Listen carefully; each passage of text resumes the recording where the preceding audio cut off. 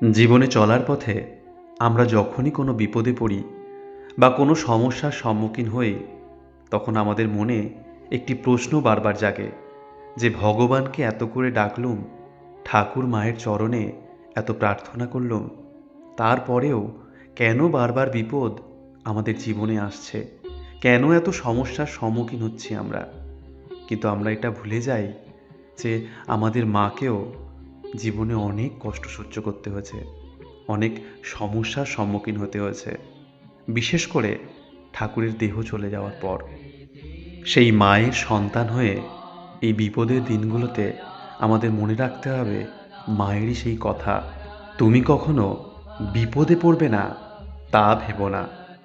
খারাপ সময় সবার জীবনেই আসে, তবে তা বরাবর থাকে না।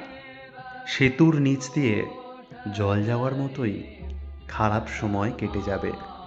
শুধু বিপদের দিনগুলোতে মায়ের শ্রীচরণে আমাদের বিশ্বাস রেখে সেই বিপদের বা সমস্যার সম্মুখীন আমাদের হতে হবে। তারপর মায়ের কৃপায় সেই সমস্যা বা সেই খারাপ সময় আমরা খুব সহজেই কাটিয়ে উঠব। জয় মা, সবার মঙ্গল করো।